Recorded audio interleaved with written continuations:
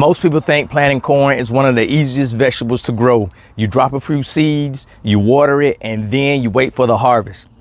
But if you've ever had small ears, missing kernels, the plant turning yellow, or they blow over in a storm, you're not alone. The truth is there are a few mistakes that can ruin your corn harvest before you even pick an ear. Today, I'm going to show you exactly what I'm doing with my plants this year, why they're growing so well, and I'm going to give you some advice to make sure that you can avoid the mistakes that hold a lot of gardeners back. All right, so let's go.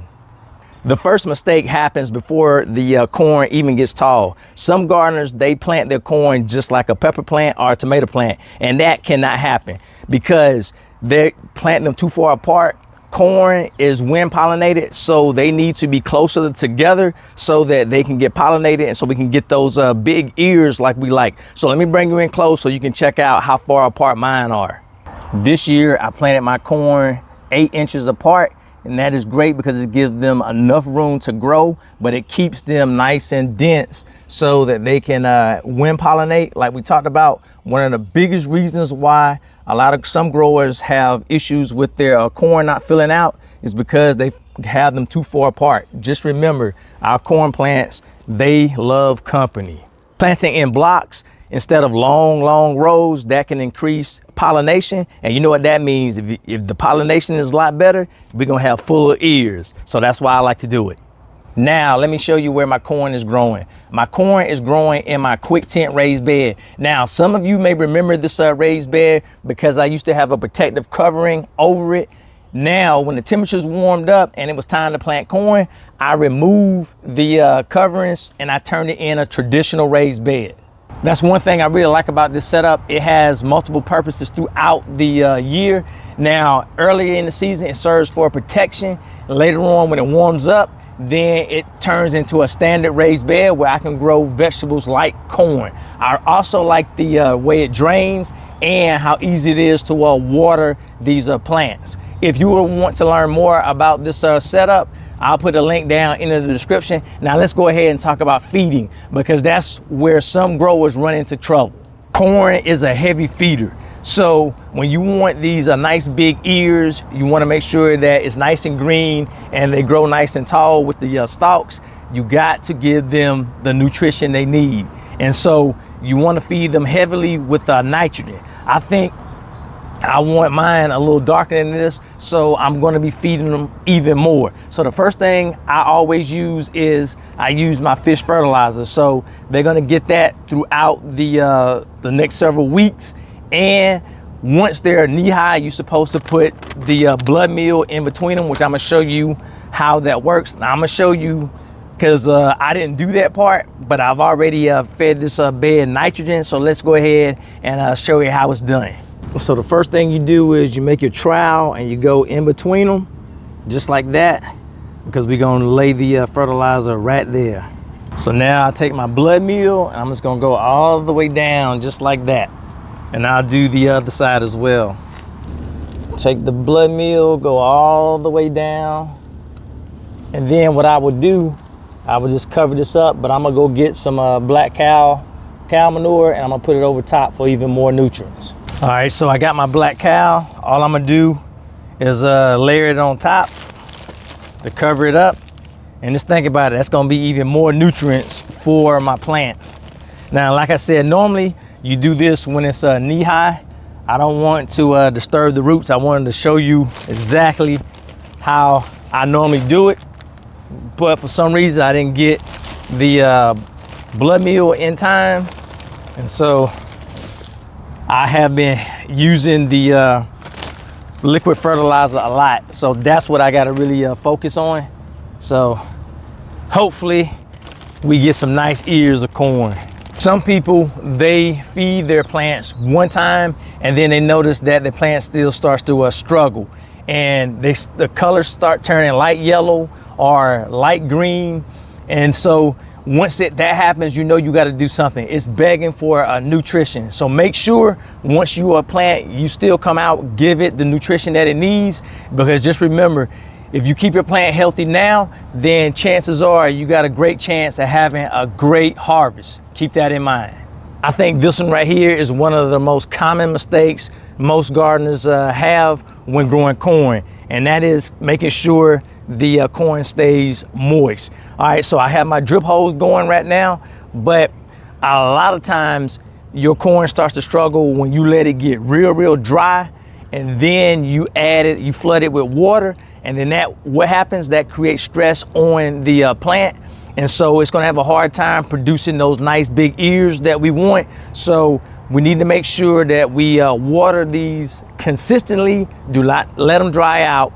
And especially if you're growing in a raised bed, you know the raised bed is up higher, and so the raised beds dry out faster. So you need to come out and check your soil, especially in these hot temperatures like we have right now. So if you do that, chances are that is going to help you get those big ears you want. But just remember, if the plant is up under stress, even if it comes from watering too long in between, that is going to have a big impact on what your harvest look like. And especially when these corn plants start to put on the ears, it is crucial that we make sure that we keep them moist all the way through, or we're going to have problems with that. Now let's talk about the mistake that causes missing kernels, and that is pollination. Now we already talked about how far you need to have them apart, because if they're too far, they're not going to get pollinated. But when these stalks start producing the silks to come out, every silk is responsible for a kernel. And especially some beginning gardeners, they don't know that. All right, so if that kernel does not get pollinated, then therefore you're gonna have a missing kernel, and they can be spotty all throughout. All right, so that's why it's important to set it up correctly and get the proper spacing. Now, when I notice that they're starting to shed pollen and I have the silks out, I will come out in the morning time and shake it a little, just so I can get some of the pollen to drop down on the silks, and that is going to help me get the full kernel that I actually want. All right, so just remember, it's wind pollinated. So I will come out, since I have a raised bed, I can come out and shake it a little, get the silks pollinated, and then we're gonna be good to go. All right, so just remember, you can do that as well.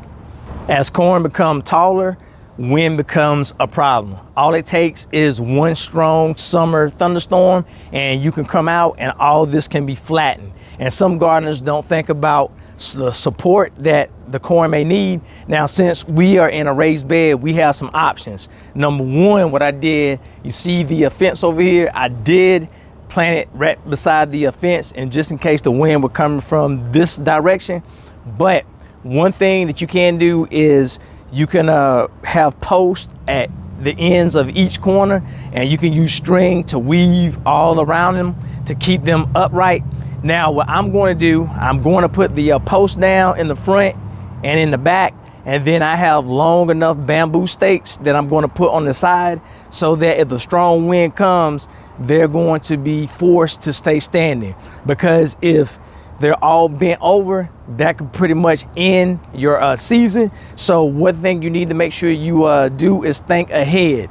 All right, if your plants are up nice and tall right now, we want to keep them that way, because if not, chances are you're not going to have any corn. Like I said, one strong thunderstorm can flatline these plants, and we don't want that to happen. So I'm going the stake route, and that is going to keep them up.